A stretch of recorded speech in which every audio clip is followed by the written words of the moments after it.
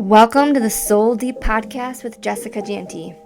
Join me as we dive deep into raw, real, in-depth conversations about life, love, relationships, sexuality, spirituality, what it is we're really here for, and anything in between.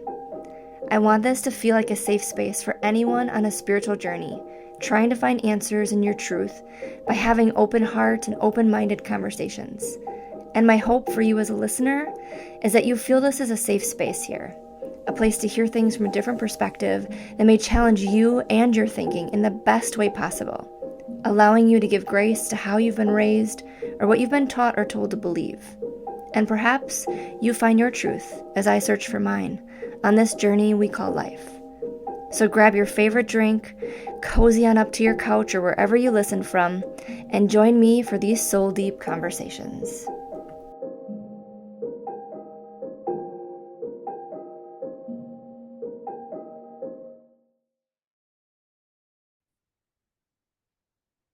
Hello and welcome back to the podcast. Today I have a special guest here with me, Melanie Kasten. And Melanie and I have known each other for probably about it's almost been probably 2.5 years or so.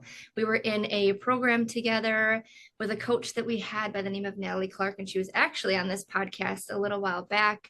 So it's been wonderful just watching each other's journeys, and I'm really excited to have you here today. So thank you for being here. Oh, thanks. I'm so excited. Yeah. So before we go too far, I would love to just ground in with some breath here.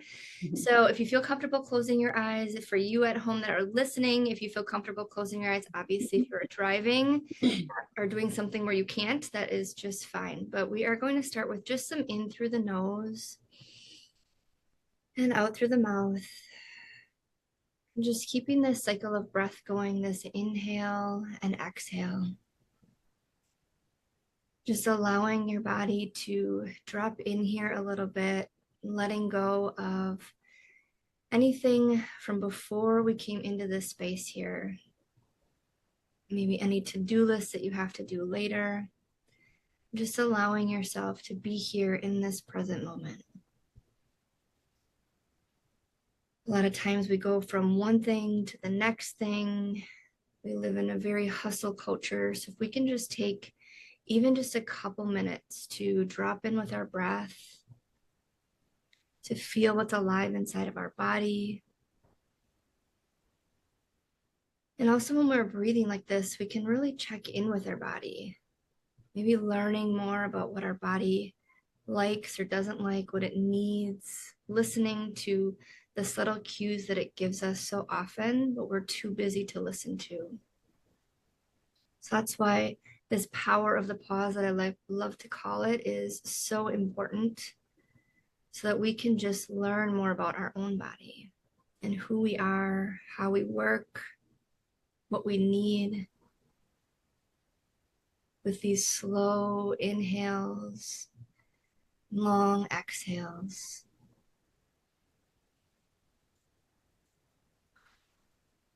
So just doing a couple more here together. And on your next inhale, maybe just taking a big, deep inhale, holding it at the top if you feel you can, just for a little bit here. And then maybe giving an audible exhale. Using our exhale to let something go. Whenever you're ready, coming back to the screen here.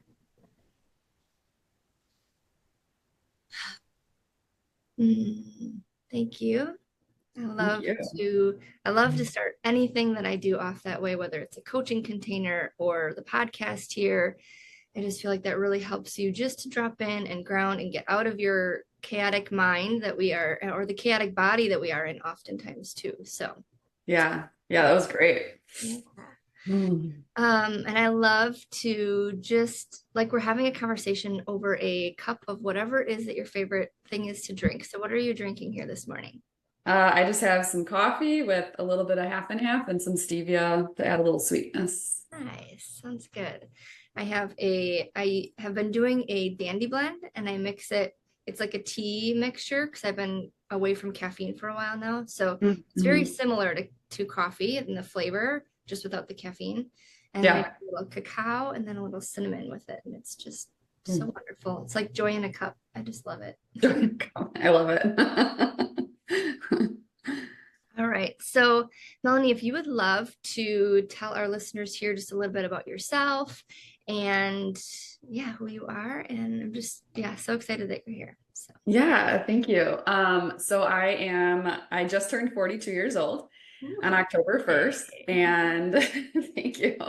I have three boys, twins that are 7 and an oldest that is 9. Yeah, 9. Married to my husband. We actually celebrate 10 years of our anniversary in 2 weeks. And I've been in the military for 23 years. And I just love to help women, empower women and men. Like I feel like one of my gifts are empowerment and encouragement and just helping people get out of their own way. Cause I've done that to myself over the years. And yeah, I'm just excited to start, coaching or helping more once I leave the military in a couple of years. Cause that's really what lights my soul up.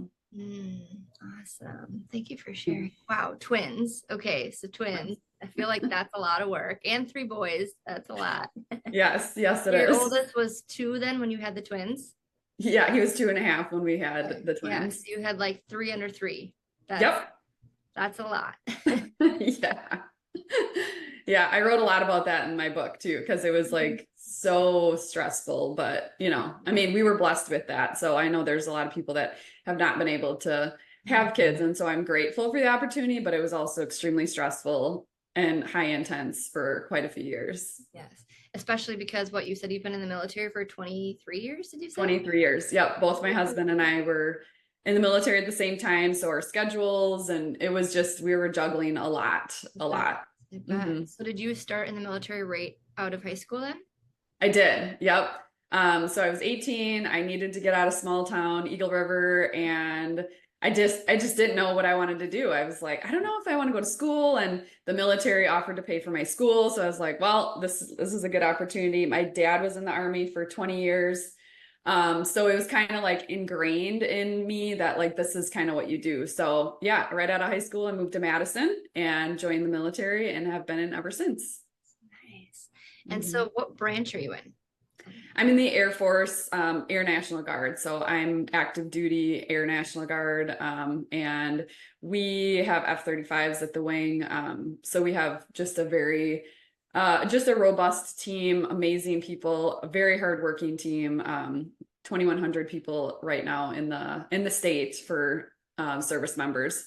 But we're always looking for more. It's not everybody wants to serve, and it's a hard task to swallow, but it's such a great feeling when you serve others too. So interesting. So now you've stayed in it for a while. Like I have a friend who was in the Navy and I don't know, we don't have a lot of military background in my family at all. I don't even know any actually.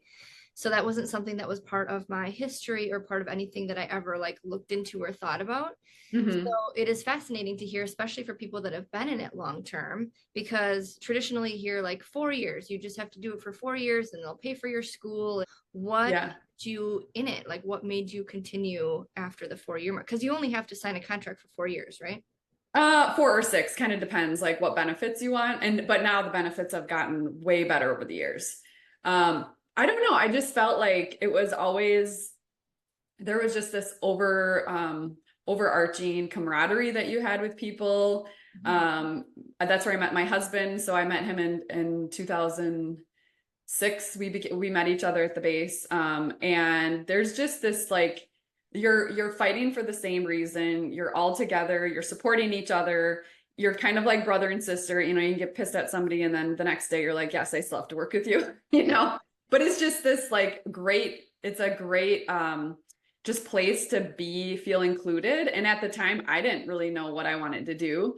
And it just kept me straight and narrow, gave me great leadership skills, great discipline, and kind of helped form who I am today. But also just being able to know that, once I hit my 20 plus years or whatever, I'm going to retire and be able to do something else. Cause I'll be 40 5 when I retire, and then I can do more coaching or more whatever I want to. Some people don't have another job and they just like go and volunteer, but I'm so young that I'm like, yeah, I'm gonna go do something else. So I mean, that's amazing that you can retire at 45. yeah, I know. I'm very excited. Yeah, that is very exciting. And so your husband is still in the military as well? Nope. So he actually retired in 2021, Okay. and now he works for a company just down the road. They make probiotics. Okay. So he's a Nice. safety and health manager there. Okay. But he obviously stayed the long term as Yep. well until He he was could. 26 years in the military, and he was from active duty, so he went all over.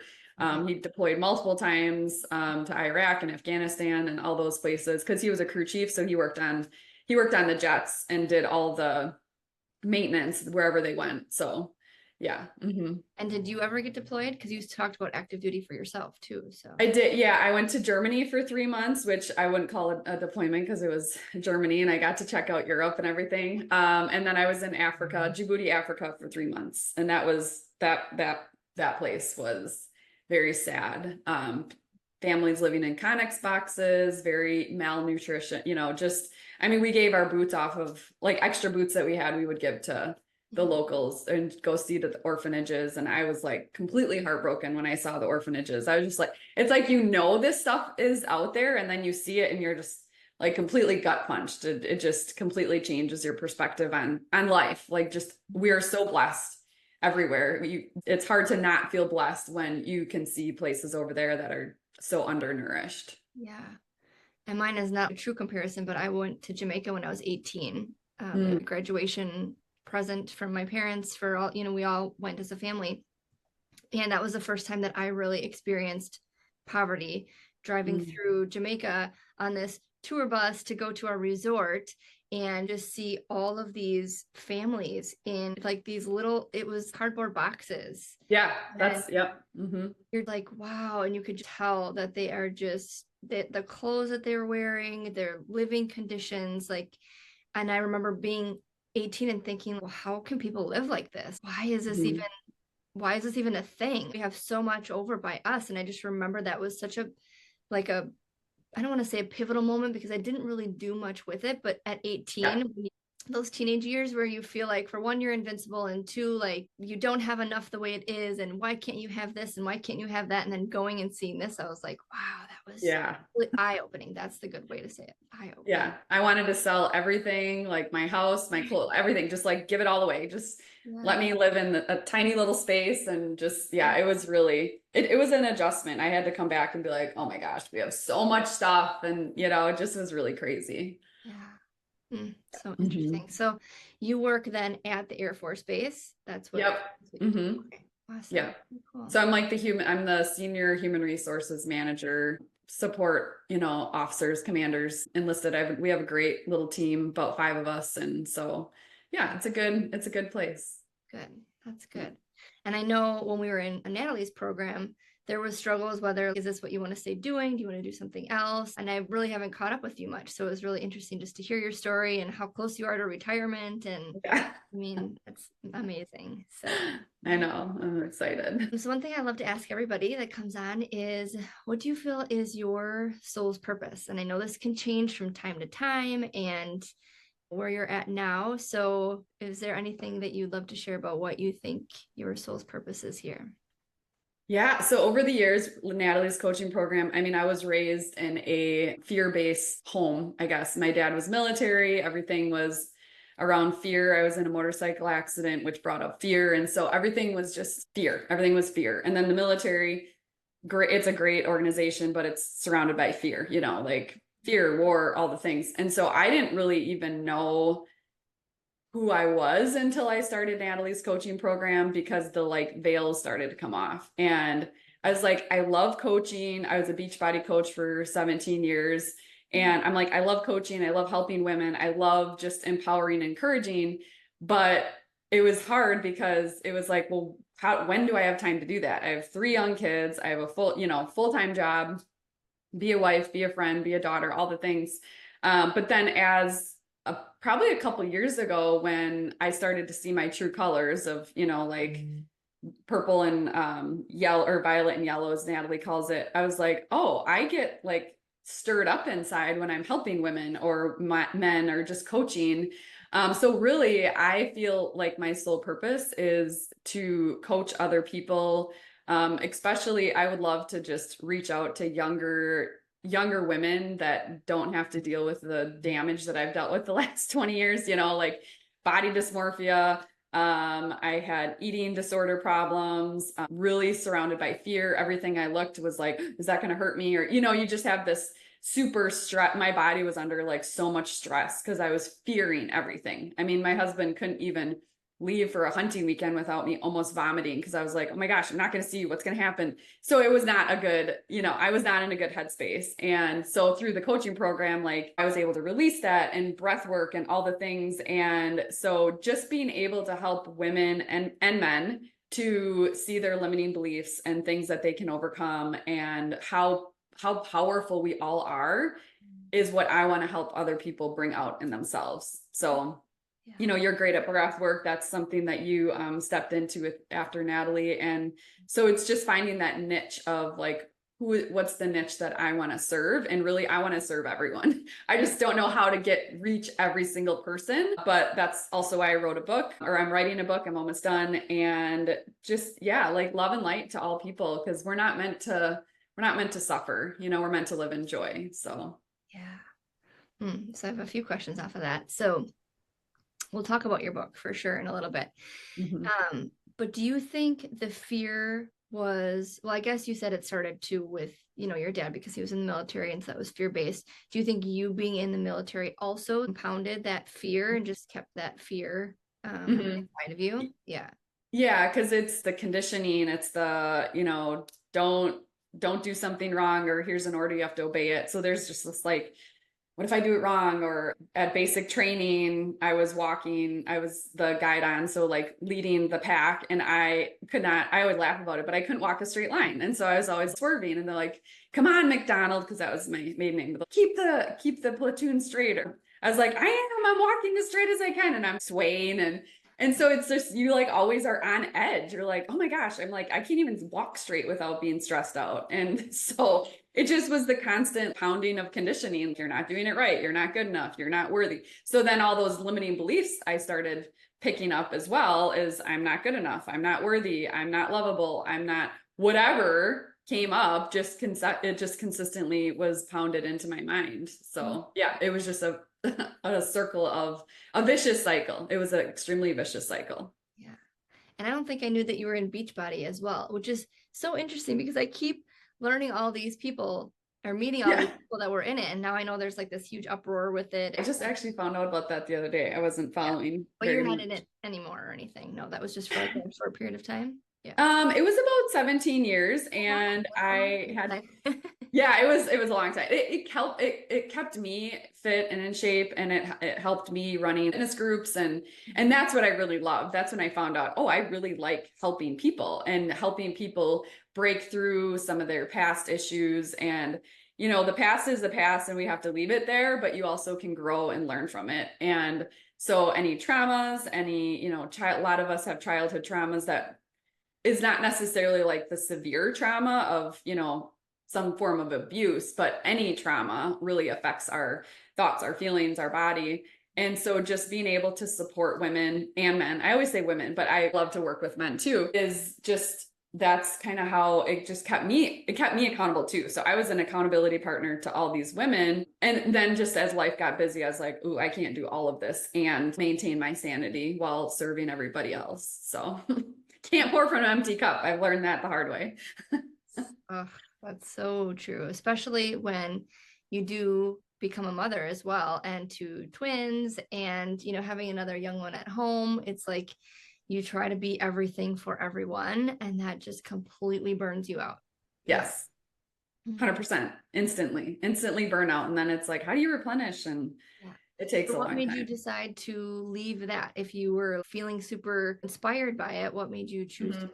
It was just it was getting a little too much. The workouts I loved working out, but then I almost felt more depleted after. So I'm like, okay, this is all too intense for me. And then I found another different program that was really focused on nutrition. And I mean, I've known nutrition for 20 plus years, but it was just a different education about it. And it seemed easier and less intense. And it was really what I needed to be able to just slow down and process everything. And so I got great results with that, and I, felt more alive, and I was doing less but getting better results. So like Natalie says, you effort less and get more. And so it was just a different shift. And so it was only about a year and a half ago that I stepped away from Beachbody.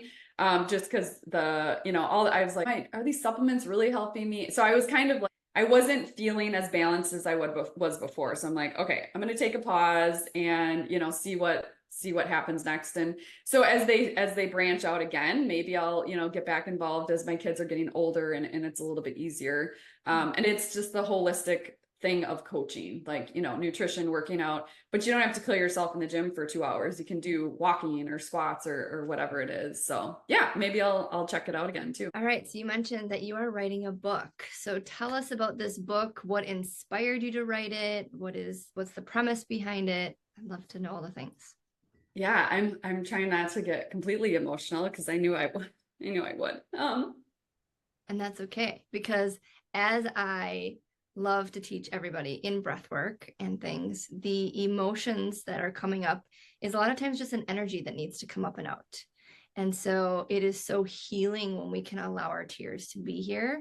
So I love it when people feel safe enough to release the tears and cry Oh in yeah. presence, because it's like, okay, that needs to happen, and it's a beautiful thing. So I'm like waterworks anyways. I can just think of something and start crying. So I have over the years have broken down my emotional armor to be able to process it when it comes. So in 2021, my friend Ida Bergman, she actually is connected with Natalie, and that's how Natalie and I knew each other.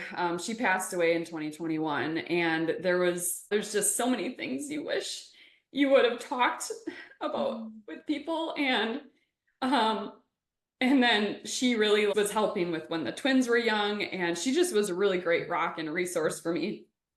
Mindset, doing all the things. And then in 2023, my dad passed.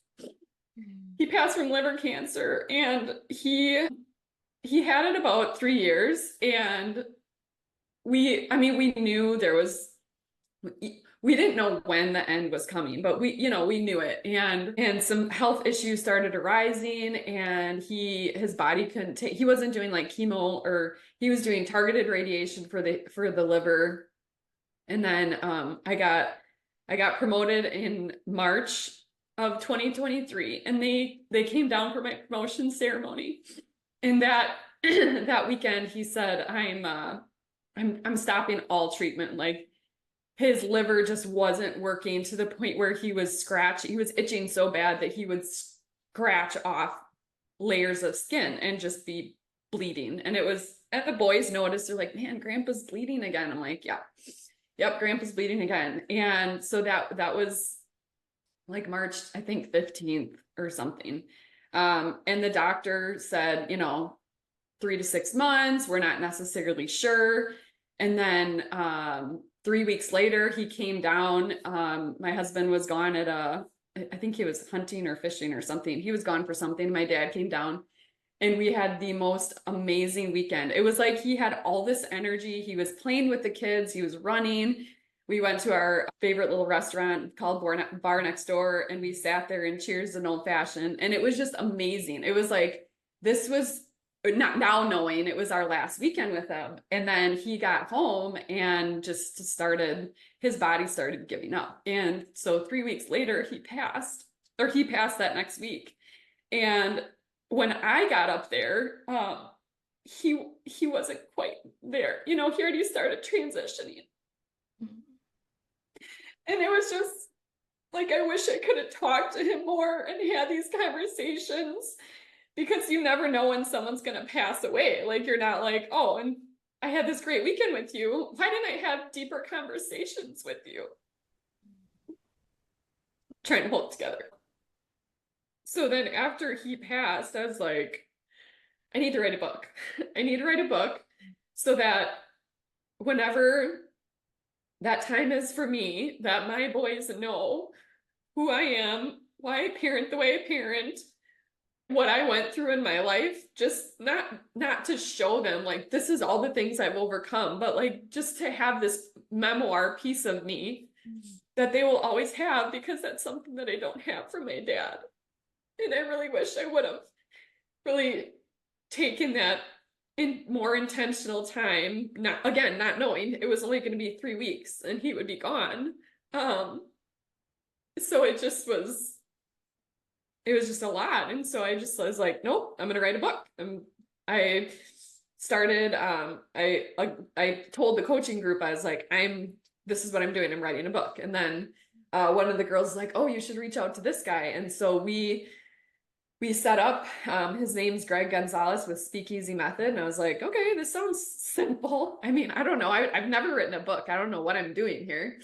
And so him and I met and we talked about the book and everything that I wanted to include. And then he recorded it and somebody typed it out. And then I took all of that transcript and I've kind of rewritten most of everything because at the time I'm like, that's not really what I meant. This is like just the intuitiveness was coming more clearly. And so I've kind of rewrote each chapter, but I'm 2 chapters away and I just finished writing Growing with Grief because grief is every day sometimes. And my neighbor just passed away a couple weeks ago. So it's like reliving everything. And I want to be able to help people process. And it's hard to sit back and process. It's like, it's so painful.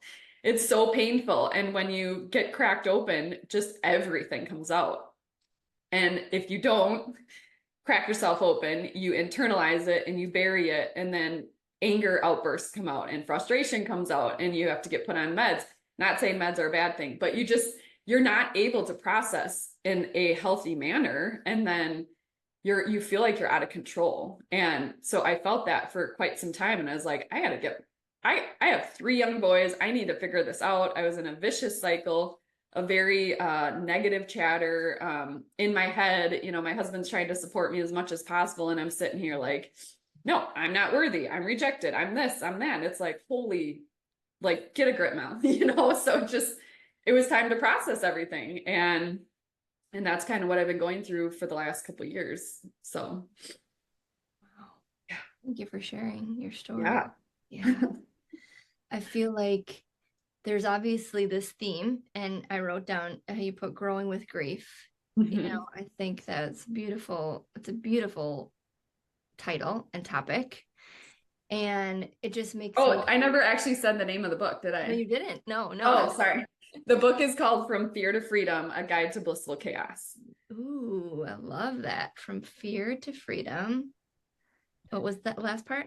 A Guide to Blissful Chaos. But even when you were going through the growing with grief and the major grief that you've had over the last how many years, I didn't know that you were so close to Ida. I knew about Natalie because she had talked about that, but I've never really talked with you about it. So when you say that you don't know how you're going to help people, and this came back to my mind while you were talking about this, and sometimes we go through these things that we go through and the theme kind of keeps coming up because it's our lesson to learn, but then it's also our lesson that we can help other people because once we have grown through it and learned the tools and learned how we can help ourselves, then we can help other people because those are the best coaches, the ones who have gone through it, learned the life lessons themselves.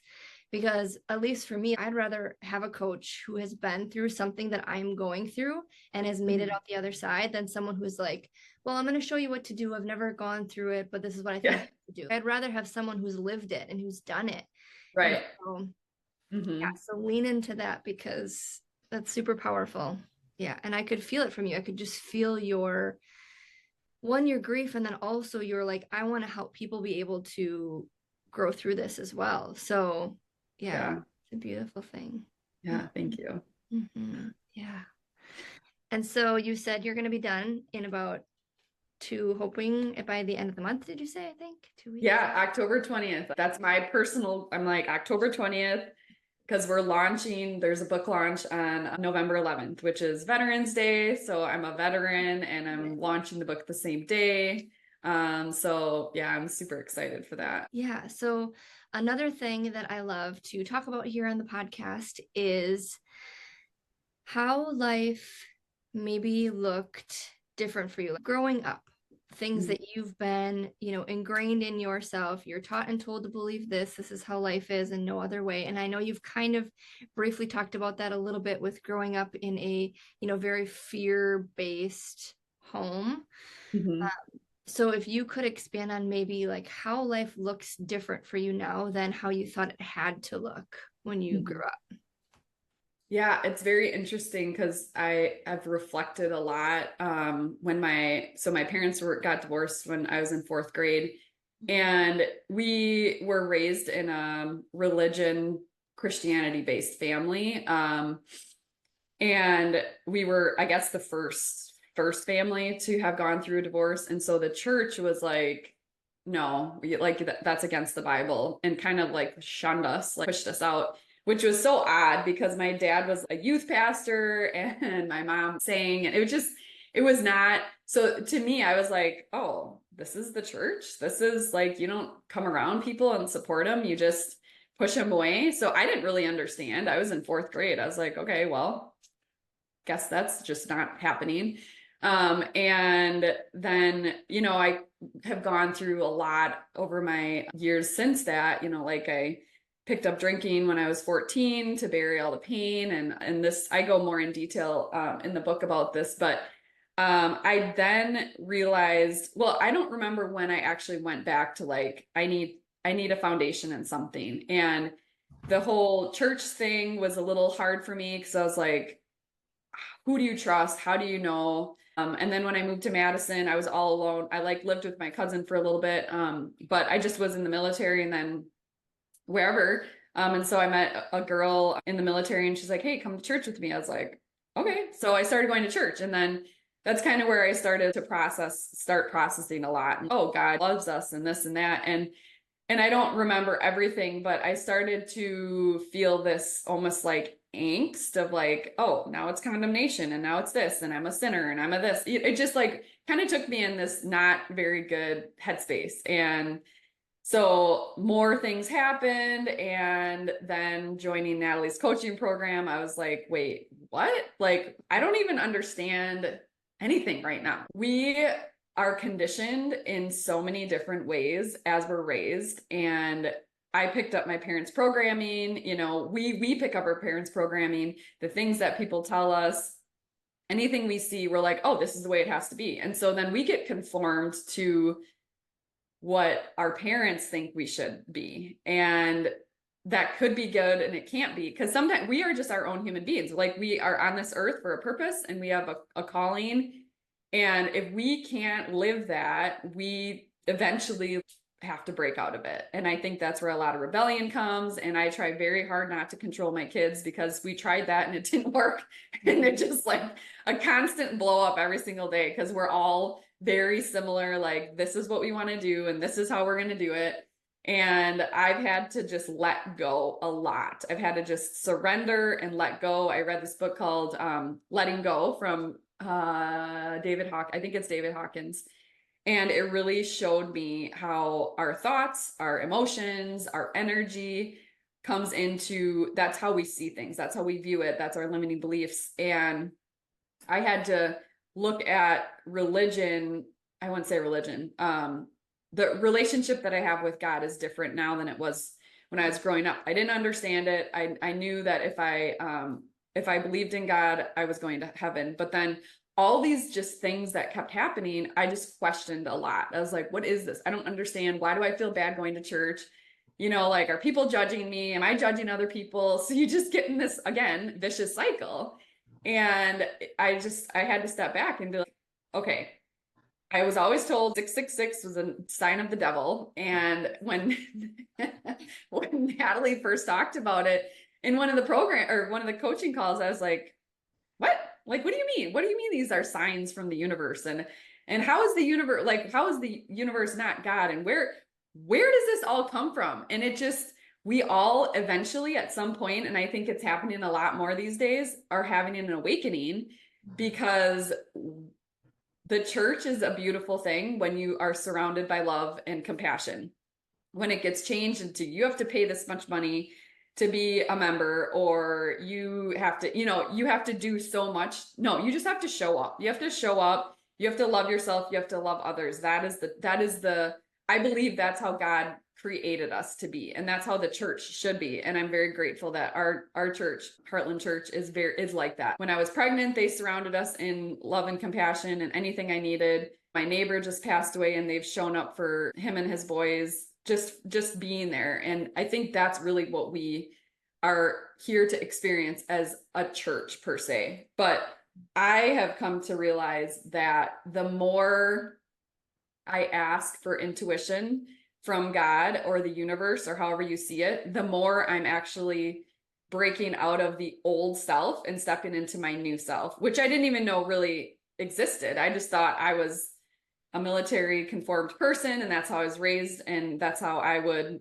live out life. And then it was almost like this, like it's on the movie Trolls where I don't know if you've seen the movie Trolls, but the part where they're all just like black and gray, there's no color to them whatsoever. And then they start, I think it was like they're dancing or they're having fun, and then all the colors just come back to them. And it's like we all have our own unique colors and our vibration. And when we connect collectively, we can heal the world through love. We just all have to get rid of our shit inside to get there. You know what I mean? Like it's just hard work though. You have to do the inner work to get there. Yeah, man, you said so much. I loved it. Everything was so beautiful, so true. And I was in a similar situation when I went into Natalie's program. I had had a coach right before her as well that kind of challenged me on my thinking. Well, why do you think this way? Why is it just because you were told you had to? And I remember being like, well, yeah, I guess I just grew up and this is what we believed and this is what we did and this is how it happened. And so I call it unlearning. I had to unlearn so much. And almost, I don't want to say start from scratch because you can never start from scratch. Like you are here, you're this person who is, you are who you are. But it's like letting go of those pieces of you that you felt like you had to hold on to for someone else. Because this person wanted you to look and act like this, but then this person wanted you to behave like this, and the world wants you to do this. And so now you've become this person. And when you start changing or just becoming your true self, then people are like, wait, what are you doing? Who are you? Why are you doing this? I think this is what is called the midlife crisis. Yeah. I truly do. I feel like Yeah. that's when people are like, well, screw this. That's not who I really am. I've been trying to please the world my whole life. Now I'm just going to be me. But the world is like, oh my gosh, you've gone crazy. You're going through a midlife crisis. And I think it's really just people waking up and being like, I don't have to please everybody anymore. I can just be me. And that's what I think a midlife crisis is. I think it's really just like you becoming yourself, you becoming who you truly are, not caring what anybody else thinks because they don't live your life. And it's really hard because we're so fear-based and fear-driven that it's so hard to let that go because we're like, well, are they still going to like me? Am I still going to fit in? Especially being in the church background, that fear of judgment, that fear of being abandoned by the church or by the people of the church. I had very kind of similar situations where we had, divorces in the church, one very early on and then one later where it was actually a divorce of the pastors. It was like this pastor and this pastor no longer got along anymore. And so they went opposite directions. And after that was hard for me. And I don't feel like I felt like I fit in anymore after that. Like it was like I wanted to go this way, but my family stayed where we were. And I didn't felt as connected. It just felt very, like how could this happen in the church? And why is everybody talking about the other people and judging the other people? And it just felt so negative. It felt very negative. And a lot of the people in my life that have been the most negative and the most judgmental have been people that call themselves Christian. Yeah. And so I think that's why it's so hard. And that's why Christianity gets such a bad rap sometimes is because the people of the church are so fixed on this is how it has to be and it can be no other way. And if you don't do it like we say you do it, then you're going to go to hell. Yeah, literally. Exactly. Now that I'm on this side of it, I'm like, that's crazy. But it's like Right. that I was brought up to believe. Like, if you don't do it this way, you're going to go to hell. And it's Yep. so fear driven. So Mhm. fear driven. Yeah. It's Yeah. just crazy. So thank you for sharing your story because, Yeah. yeah, so beautiful. So beautiful. So now, obviously, your husband and your family are, you all go to church together. So the feelings I'm assuming are mutual as far as being in the Christian faith and still living that out, but obviously being in a more supportive Christian environment, I would say. Yeah, for sure. I mean, we just really try to do our own thing. Like as long as we're loving each other, we're being kind, the judgment, the rejection, like all of those are not of God. And so whenever I felt those things arise from previous, just from like being abandoned, or I felt I was abandoned from my mom and when they got divorced, and I've worked through all that. But the just when certain things happen, I'd be like, oh, I'm rejected again. And it was just like, so that's things that I've had to clear up over the years. But I I also look at people differently. Like I know everyone is broken at some capacity. I know that everyone is going through something at some capacity. And so if I can just lift someone up, not even knowing what they're going through and having them feel better when they've been in my presence, then I feel that I'm doing like what God would do, is to just love unconditionally. And we say, "Oh, I love you unconditionally," but then you're like, "Well, you did this and this and this and you pissed me off and you didn't do that right." And it's like, "Wait, that is not loving unconditionally. That's loving with condition." And I can't do that. I don't want to love in condition because that's how they're going to love me back.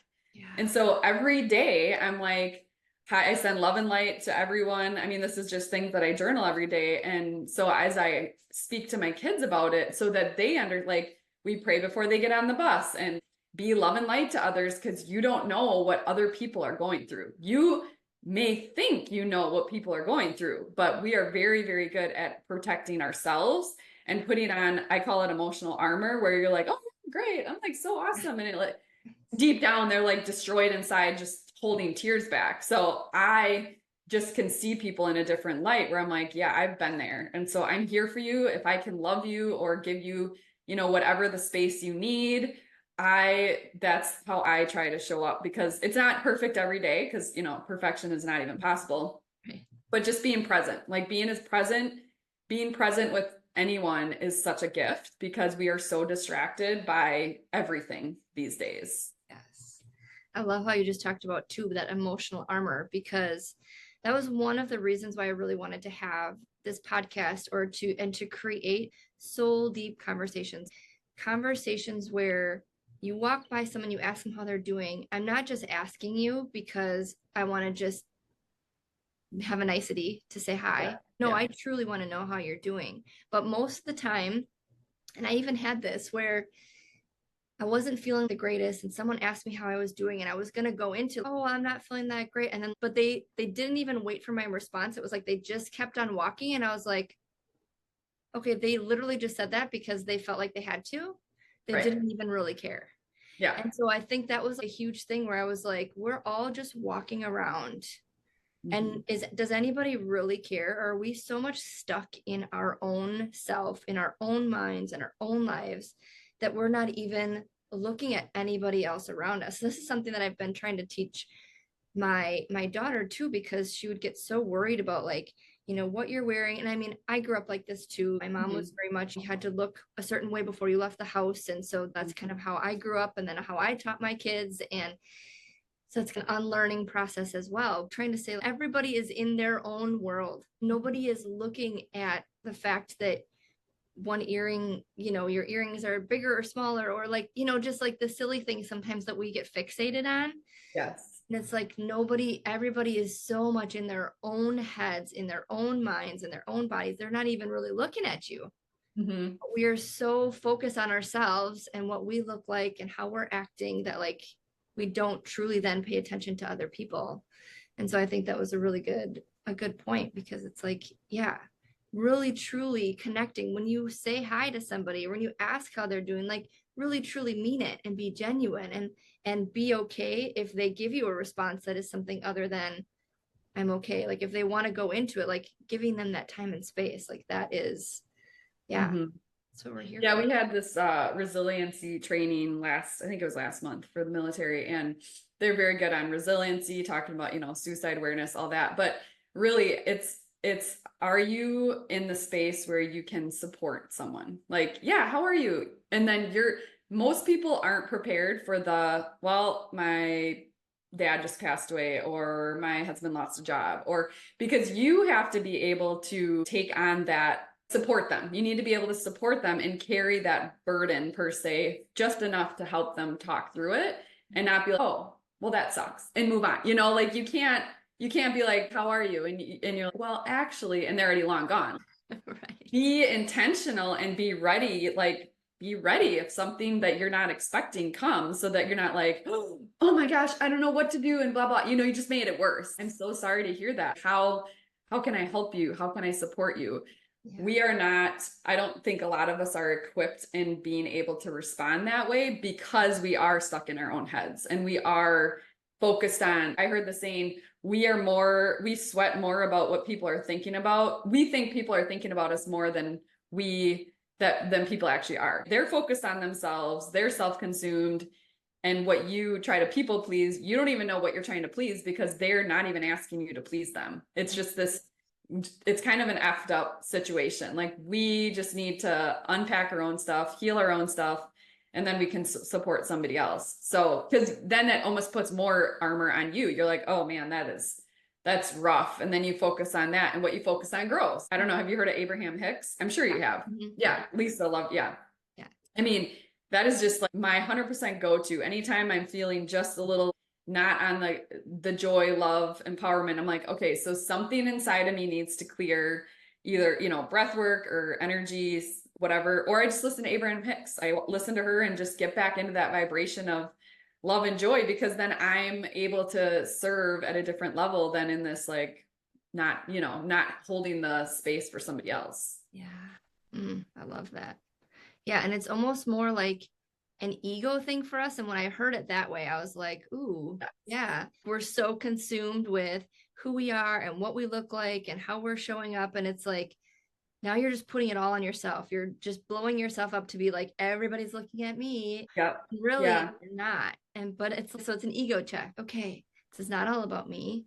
I'm just Mhm. here to have a good time with people. It doesn't really matter, like Yeah. just show up. Just show up. Yeah. And I used to think the ego was you're conceited or condescending, or you think you're the best. And really it's not. It's the it's the not so good version of you that needs to let go of, so you can live in your authentic self. And I had no idea about that before Natalie's program, but I was like, oh, that makes so much sense when you look at it that way. So, like, knock it off, ego. Let me live in my authentic self. Yep, exactly. Yeah. So what's your plan? Now you said 3 years left in Hmm. the military, and Yeah. you want to help people. Hmm. And so what is that going to look like in the next 3 years when you get done? Do you have any idea? Yeah, my husband's like, you're gonna stay longer and you're gonna make chief. And I'm like, I mean, it's been great. I love it. I work with great people. I've had so many great mentors, but I feel like this chapter is closing because I can help at a different level. But in the military, I've been talking to my bosses about doing military mindset, because we are still human beings in the military. And I feel that if we are able to be more intuitive, and they want us to be innovative, and, how can we make the military better, or any organization better? And it's like, we have to be intuitive, and we need to know what our gifts are. And so, kind of creating a military mindset course. And I'm still, I haven't had the download that I'm looking for. I'm like, come on, what does this look like? Well, you're in the middle of Um, writing a book, so I mean that's yeah, I was like, okay, let's finish the book first and maybe that'll come. And just how I can impart the wisdom that I've learned the last 20 some years, because it's a great experience. And a lot of what we think is kind of annoying, like, oh, this leadership thing again. And it's great. It's just extra things put on our plate. But when you step out in the real world and in civilian or corporate or whatever, leadership is so needed everywhere. And we are ingrained in leadership from the time we enter the military. And so we have so many things that we can offer other people when we leave that we just have to have that confidence to be like, I can step out and do something else. A lot of people struggle with it's like this mini depression when you leave the military because you are so closely connected to so many people for so long. It's like your second family. You spend more time with people that you work with in the military than sometimes your own family. And then as soon as you retire or separate, it's completely cut off. Like you have no, like, why would you go there? Why would you check in? And so you have to like grow through this kind of grieving phase again of that is no longer who I am and that's not the place where I'm at, but I could still make impact. I could still stay connected, but some people just don't do that. And so you lose a piece of you, which you don't have to lose a piece of you. You just like move on and become a better person from all the experiences that you've had. And so I want to help that as well of like, and we have great transition programs. We do, the military sets us up for success when you retire or separate, but it's still the mindset of where do you go? How do you continue to make impact and just not be like, well, I'm retiring and I'm going to stop doing everything. And then, you just like when you're not living, you're dying. So live your life every single day. Yeah. Carrie, my friend that just passed away, she had she had cancer multiple times and she beat it in this last one, unfortunately. Transitioned her, but she was like, I'm living every single day to the fullest because I don't know when my last day is. Yeah. And same thing with her. She stopped treatment and 3 weeks later she was gone. And so so that is just such a great reminder of like showing up to the people you're with, being intentional, being present, and what impact can you make in others' lives? Because that's really what we're here on earth for, is to make impact in other people's lives. Wow. I feel like I rambled a lot on all of that, No, but that was like mic drop. I feel like that was like a great place to be like, okay, and we're done because that was great. perfect. I was like, I don't even know if I answered the question that I was actually No, trying it to. was so good. It was like that was probably like just a channeled message right there because it was really good. It was really good. Yeah. Perfect. Yeah. Yeah. That Exactly. was the download that I was waiting for. Yes, right. I have to go back and listen and be like, okay, what did I say? Yeah. Yeah. Yeah, that was really good. Okay. Well, I feel like this was such a good spot to, we probably could just keep going, but I feel like that was such a good spot to end on because it was really good. So, Great. I love it. thank you so much for being here today. Is there any, I mean, you just gave a lot of great parting wisdom. So, but is there anything else that you would like to share with the audience? I mean, I will have your book and we'll put your links and stuff, especially as they come through, because by the time this comes out, I think we'll be close to launch time. So that'll be very Yeah. exciting. So anything that you want to part with here today? Thank you for this opportunity. It was great. Great to connect with you again. So proud of you for how much you've overcame and just from when we were both in the program to like, did you ever think this is what you were going to do? No. And starting a podcast, I was like, huh, I don't, maybe it was like a niggle in my mind, but Right. like, and about you writing a book, when I saw a post that you were writing a book, I was like, way to go. This is so like, it's so fun to see what other people are doing, especially that you've been connected with in a program. And you're like, man, they are doing things. Like, it's amazing. So, Right. But I think that's one thing I would say is we need to support and encourage each other a lot more than thinking we're in comparison and in just this like I have to be better. Like just support everyone around you, encourage the women around you because everyone, like I said, is dealing with something, whether they talk about it or not. And so this Soul Deep podcast, I think is just super, just inviting and just a place to like relax, grab your favorite beverage and just sit and be in the moment because it's very transformative. thank you. Thank you. Thank you. Yeah. I mean, that sisterhood that like, this is like one thing that I've just learned a lot from being in programs throughout the year is just this container of sisterhood, this container of connection that when we are all on this like-minded people, just knowing that they want to grow and heal and change the world and bring positivity forward, like that Those are my people. I'm like, these are the people that I just love having connections with, that I love having conversations with, because when I rise, you rise. When you rise, I rise. Like, we rise together. And so just, yeah, encouraging and feeling inspired from each other is amazing too. Just seeing you and watching you and doing your stuff. I'm like, man, this is, and then seeing other people and be like, yeah, this is like so cool. I want you to be on here so that you can share your stuff with the world too, because this is just really what it's all about. So Yes. And when I get my podcast started, I will definitely have you on. yes, absolutely. I love it. Well, thank you so much for being here. Thank you. And good luck with your next 2 chapters. It's going to go great, and I can't wait to read it. So Thank you. Appreciate you. all right. Thank you.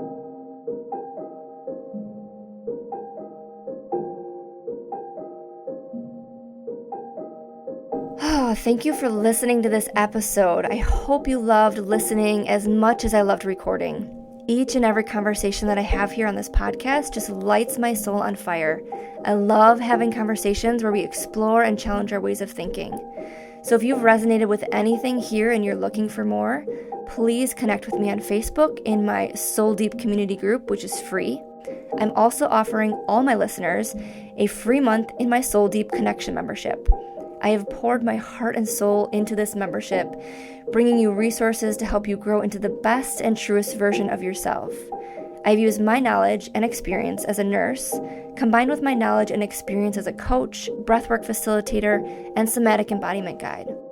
This library consists of breathwork, kriyas, and other resources and modalities that will help you learn about and give you the healing tools to live the life you've been dreaming about, and to help you find your true passion and zest for life again. This library of resources is vital for everyday maintenance. And on top of the library of resources, there are live monthly calls, ranging from breathwork, kundalini, full moon or new moon circles, as well as guest speakers on a variety of different topics, from decluttering to marketing to sisterhood and all things healing and wellness.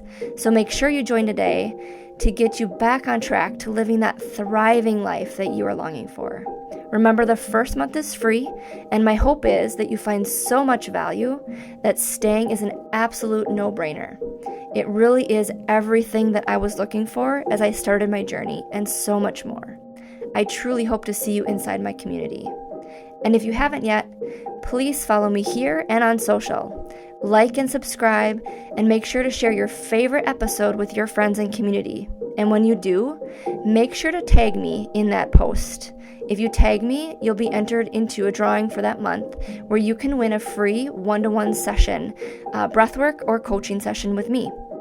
All the links will be in the show notes here below. Until next time, Soul Deep fam, and in the words of my dear friend Mary Lacey Banks, I'm holding you so tight in a thought hug.